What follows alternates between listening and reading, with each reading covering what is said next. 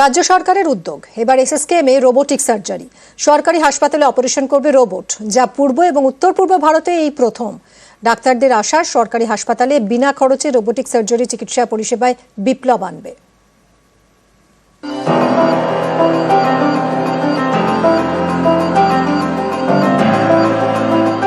Operation করছে robot. এটা নতুন কিছু নয়, বিদেশের পাশাপাশি ভারতের অনেক হাসপাতালেই হয়, কিন্তু পূর্ব এবং উত্তর পূর্ব ভারতের কোনো সরকারি হাসপাতালে রোবোটিক সার্জারির ব্যবস্থা নেই, এমনকি এইমসেও নেই। সেটাই এবার হতে চলেছে কলকাতায়। নজির গড়তে চলেছে এসএসকেএম। এখানে এবার অপারেশন করবে রোবট।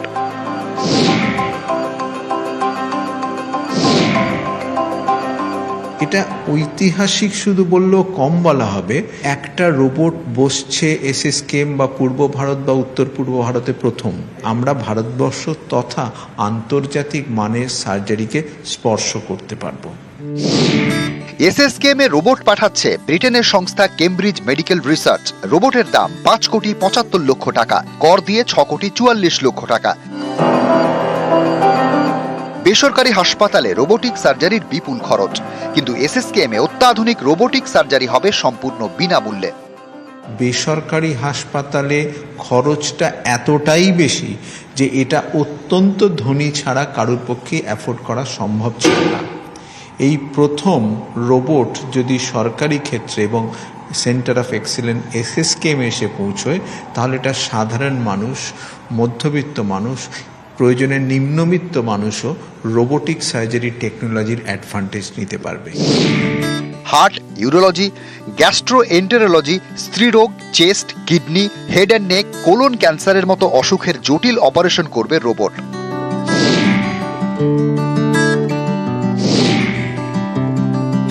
এটা হচ্ছে একটা ট্রেনিং সেন্টার, অর্থাৎ এখান থেকে বহু ভবিষ্যতের শল্য চিকিৎসক, অর্থাৎ একটা বেসরকারি হাসপাতালে ট্রেনিংয়ের ফলে একজন বড়জোর আরেকজনকে দিতে পারেন, কিন্তু এখানে একজন একসাথে 20 জনকে দিতে পারেন। আগামী 10 বছরের মধ্যে রোবোটিক সার্জারি ট্রেন সার্জন পশ্চিমবঙ্গে এত বেশি হবে। অভিজিৎ চন্দ, নিউজ 18 বাংলা। সাফাই কর্মীদের ফাঁকিবাজি রুখতে দেওয়াই, দীঘা শঙ্করপুর উন্নয়ন পর্ষদের কিউআর কোড দেওয়াই। প্রতিটি হোটেলে থাকবে কিউআর কোড। সাফাইয়ের পর এই কোড স্ক্যান করে আপডেট করতে হবে সাফাই কর্মীকে, আর এতেই বোঝা যাবে প্রতিদিন হোটেল থেকে আবর্জনা নেওয়া হচ্ছে কিনা।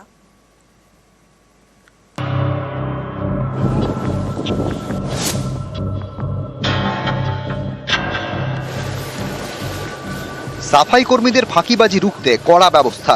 কিউআর কোড দেওয়ায় দীঘা শঙ্করপুর উন্নয়ন পর্ষদের। দীঘার হোটেলগুলি থেকে প্রতিদিন আবর্জনা সংগ্রহ করার কথা দীঘা শঙ্করপুর উন্নয়ন পর্ষদের সাফাই কর্মীদের, কিন্তু তাদের অনেকেই এ কাজে ফাঁকি দেন বলে অভিযোগ। ফলে নিয়মিত আবর্জনা সাফ হয় না। এই ফাঁকিবাজি বন্ধ করতে এবার হোটেলে হোটেলে লাগানো হচ্ছে কিউআর কোড। হোটেল সাফাইয়ের পর কিউআর কোড স্ক্যান করতে হবে। এই কোড দীঘা শঙ্করপুর উন্নয়ন পর্ষদের অ্যাপের সঙ্গে যুক্ত।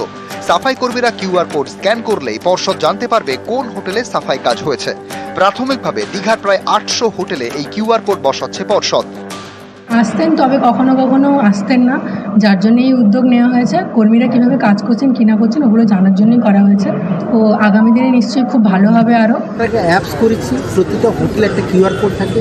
প্রতিটি হোটেলে আমাদের সাফাই করে যাওয়া বাধ্যতামূলক। যদি না যায় আমরা অ্যাপসের মাধ্যমে জানবো যে কে যাচ্ছে কে যাচ্ছে না। ফলে যেমন হোটেল থেকে প্রতিদিন গার্বেজ থেকে তোলাটা নিশ্চিত করছি, অ্যাজ ওয়েল এজ পুরো দীঘাতে যত রাস্তাঘাট রয়েছে সেখানেও আমাদের লোক থাকছে, সিসিটিভি ক্যামেরা থাকছে, প্রতিনিয়ত যাতে পরিষ্কার পরিচ্ছন্ন হয় তার জন্য মনিটরিং করবে। দীঘার হোটেলগুলিতে বালতিও দেওয়া হচ্ছে, নীল এবং সবুজ রঙের বালতি, পচনশীল এবং অপচনশীল আবর্জনা আলাদা করে রাখার জন্য। দীঘা থেকে পঙ্কজ দাশরথী, নিউজ 18 বাংলা। নকশালবাড়ির পানীয় জল প্রকল্পে সমস্যা, ট্যাঙ্ক থেকে অনবরত জল পড়ে যাচ্ছে। স্থানীয়রা দোষারোপ করছেন ঠিকাদারকে। তাদের অভিযোগ, সরকার টাকা দিয়েছে কিন্তু ঠিকাদার সংস্থা অর্ধেক কাজ করেই হাওয়া। স্থানীয় পঞ্চায়েত চাইছে এই নিয়ে তদন্ত হোক।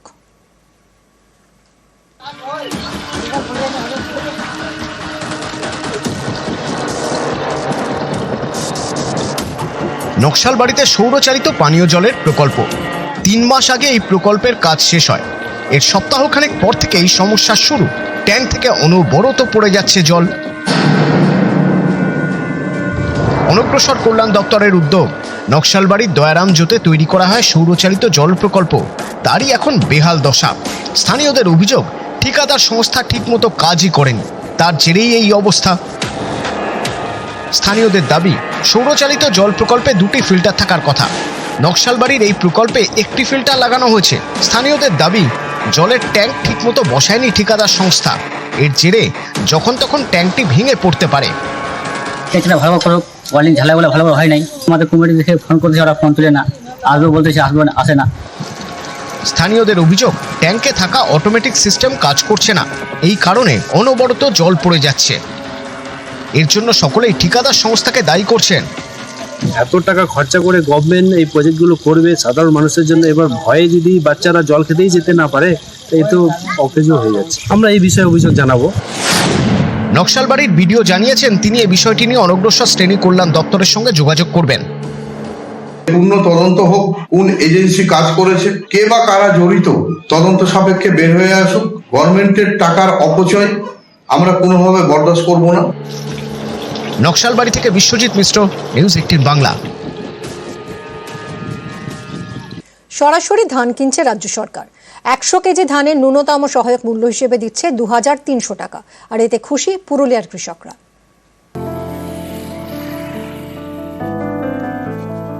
পুরুলিয়া সুখা জেলা, চাষের জন্য জল নিয়ে অনেক সময় সমস্যায় পড়তে হয়, তার উপর আবার ফড়েদের দাপট। এবার কিন্তু এসব ঝঞ্ঝাট থেকে মুক্তি, কারণ কৃষকদের থেকে সরাসরি ধান কিনছে রাজ্য সরকার। 100 কেজি ধানের ন্যূনতম সহায়ক মূল্য দিচ্ছে 2300 টাকা।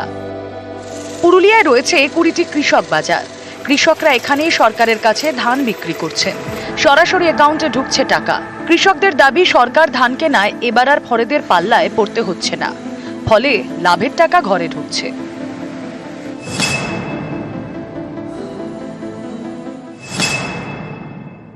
ওদের কাছে ওরা চুরি করে, আর এখানে চুরি জেনুইনভাবে নেওয়া হয়, চাষিদের ওইটা বিশ্বাস থাকে।